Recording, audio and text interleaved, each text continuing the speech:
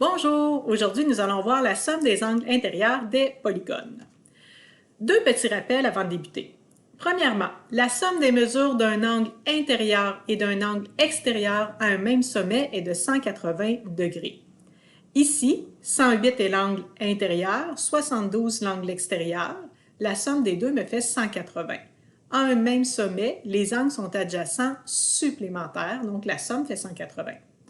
Deuxièmement, la somme des mesures des angles extérieurs d'un polygone convexe est de 360 degrés. Si j'additionne tous les angles extérieurs, ici, je vais obtenir 360. C'est vrai si et seulement si mon polygone il est convexe. Des petits symboles qu'on va avoir besoin pour poursuivre. S va représenter la somme, le symbole pour l'angle, N le nombre de côtés et finalement ici mon symbole de triangle. Voyons maintenant la somme des angles intérieurs de deux polygones que tu connais déjà. Le triangle 180, pour les quadrilatères, ici le carré, 360 degrés. Maintenant, ce qu'on va vouloir, c'est savoir la somme des angles intérieurs de tous les polygones. Et des polygones, tu as des polygones à 70 côtés, à 100 côtés, à 1000 côtés. On ne commencera pas à les apprendre tous par cœur, la somme des angles intérieurs. On va donc trouver une formule qui va nous permettre de toujours calculer la somme des angles intérieurs pour n'importe quel nombre de côtés du polygone.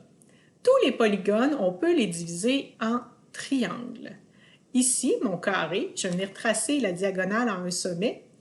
Pour un carré, donc qui a 4 côtés, ça me forme deux triangles, 1, 2. Comme un triangle, la somme des angles est 180, 2 fois 180, 360.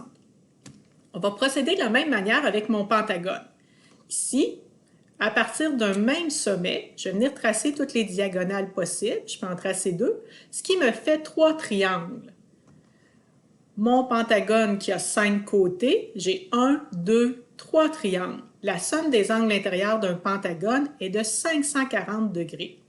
Ça, c'est vrai pour tous les pentagones. Mon pentagone n'est pas obligé d'être régulier.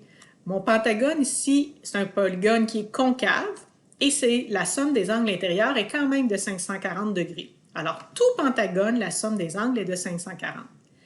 Pour l'hexagone, je pars d'un sommet, donc je vais venir tracer toutes les diagonales possibles à partir de ce sommet-là. Je peux en tracer 3. Donc, mon hexagone, qui a 6 côtés, il me forme 4 triangles, 1, 2, 3, 4.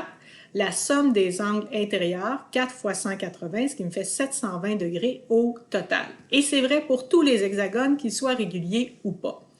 Là, je pourrais procéder comme ça pour tous les polygones, mais ce qu'il faut voir, c'est que j'ai toujours 2 triangles de moins que j'ai de côté. Alors, la formule qui va nous permettre de trouver tous les angles intérieurs de n'importe quel polygone, S qui est la somme, est égale au nombre de côtés moins 2, entre parenthèses, c'est important, fois 180 degrés. Autrement dit, je t'ai résumé ici dans un tableau. Exemple, le triangle, le nombre de côtés, c'est 3. Mon nombre de triangles, toujours 2 de moins. Et la somme, n-2 fois 180. Quadrilatère, 4 côtés, 2 triangles de moins, 360.